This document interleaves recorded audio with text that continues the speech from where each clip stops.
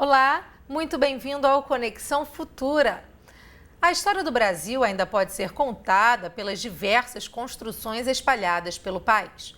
Algumas em péssimas condições porque não recebem a manutenção que deveriam, outras mais conservadas, porém sem o devido valor reconhecido. Uma saída para mantê-las de pé é o tombamento, mas esse é um processo demorado. Vamos conhecer agora o casario antigo de Santa Maria da Boa Vista, em Pernambuco. Lá nem mesmo uma lei municipal vigente foi utilizada para preservar o espaço. A reportagem é da nossa parceira TV Caatinga, da Universidade Federal do Vale do São Francisco. O formato das portas e janelas e os detalhes nas fachadas logo revelam que estamos em um lugar histórico. Foi nessas ladeiras estreitas, margeadas pelo Rio São Francisco, que teve origem o centro urbano de Santa Maria da Boa Vista.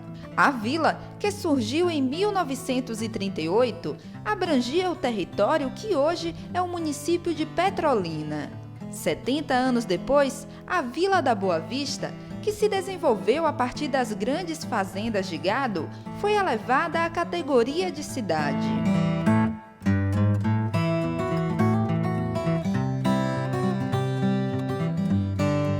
O casario antigo, que chama a atenção de quem passa por Santa Maria, é formado por construções do final do século XIX e início do século XX. Todas as lembranças mais antigas nos remetem a este local. Entre os prédios que fazem parte do sítio histórico estão a casa da família do religioso pernambucano Monsenhor Ângelo Sampaio e o Mercado Público Municipal.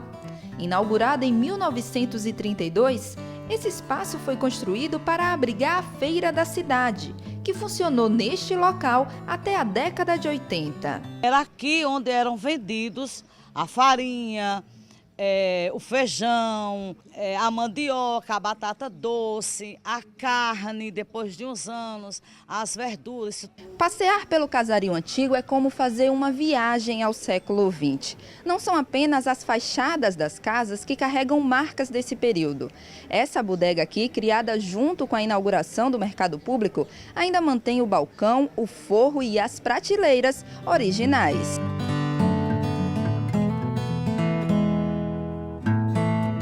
Apesar de toda a beleza e importância na história da cidade, o casario antigo de Santa Maria da Boa Vista ainda não é tombado como patrimônio histórico.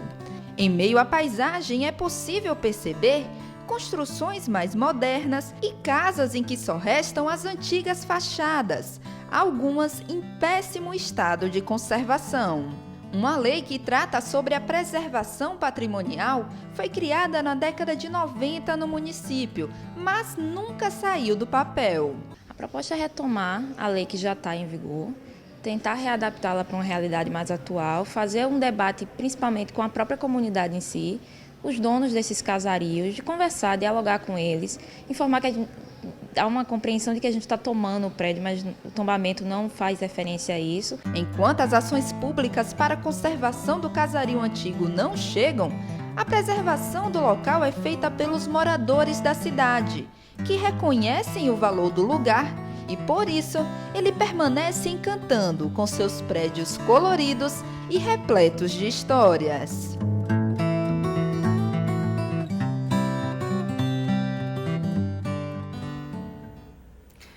Bom, para conversar com a gente um pouco mais sobre esse assunto, eu recebo a Cíntia Tarrice, que é coordenadora técnica do IPHAN aqui do Rio de Janeiro. O IPHAN é uma autarquia federal vinculada ao Ministério da Cultura e responde pela preservação do patrimônio cultural brasileiro. Olá, Cíntia, bem-vinda. Olá. Cíntia, para a gente começar, o que é o tombamento, afinal? Bom, o tombamento teve a sua origem, né, o termo tombamento, na inscrição dos livros do tombo na Torre do Tombo em Lisboa. Então esse termo depois veio para o Brasil e começou a ser utilizado por inscrições de edificações de valor cultural, também nos livros de tombo específicos. Então, quando a gente fala que um patrimônio, uma edificação, uma construção, ela é tombada, o que significa? Significa que ela faz parte da memória da sociedade. Aí, dependendo da instância, é municipal, estadual ou federal. Agora, qual é, afinal, a responsabilidade, né? Quando um imóvel ou uma localidade, como a gente viu aí na matéria, a gente já vai falar sobre esse caso especificamente, de quem é a responsabilidade, então, quando essa área ela é tombada? É do proprietário? É do poder público? Como é que fica a questão da conservação? Bom, a preservação ela é compartilhada, né? É uma atribuição de todos os cidadãos. Em relação a quem tem a propriedade de um bem tombado, a atribuição legal de conservação é do proprietário. Na verdade, as instituições elas podem colocar aporte de recursos quando há prova de insuficiência financeira. E, além disso, há também linhas específicas, né, de financiamento, por exemplo, para imóveis privados que o IPHAN, né, fez para poder possibilitar outras formas de preservação. O caso que a gente assistiu na reportagem da TV Caatinga é um caso desse, o casario de Santa Maria da Boa Vista. É um caso possível de tombamento? Sim, na verdade é possível, né? Tem valor histórico para aquela comunidade. Agora, o que precisa ser avaliado é em que instância é que isso será feito, né? Então, o pedido é feito para o órgão de tutela, que aí pode ser o município, já foi feito, pode ser o estado e pode ser o governo federal. E a partir de um estudo é que vai se falar do valor, né?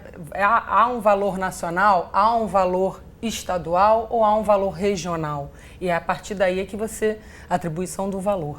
Agora, quem pode solicitar um tombamento, Cíntia? Qualquer cidadão pode pedir o tombamento, né, no âmbito do governo federal, que isso vai ser encaminhado para uma instância técnica para avaliar a pertinência e dar os encaminhamentos. Depois da análise técnica, isso vai para o Conselho Consultivo do IPHAN e aí sim é feita a notificação ao proprietário se for concretizado esse tombamento. Qualquer cidadão que seja proprietário, então, desse imóvel? Não, não necessariamente qualquer cidadão. Você pode solicitar também de qualquer edificação que tenha valor.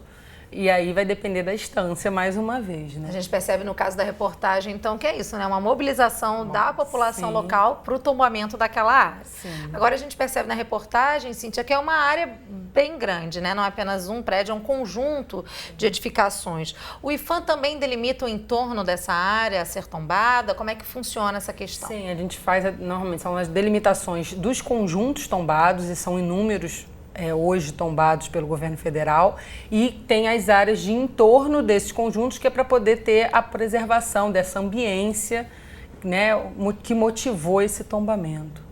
Agora, Cíntia, a gente, no início do programa, nós falamos sobre a questão do Brasil ser contado, né, pelas suas construções, inclusive aqui no Rio de Janeiro, que já foi capital do país, a gente tem muitos prédios históricos, você tem uma vivência nacional nessa área. O que ainda falta para o brasileiro tomar consciência da importância da preservação desses patrimônios, para que a gente possa, assim, então, ser um agente desses pedidos de tombamento? Olha, eu acho que a gente precisa de uma mobilização e ter essa noção de pertencimento, né?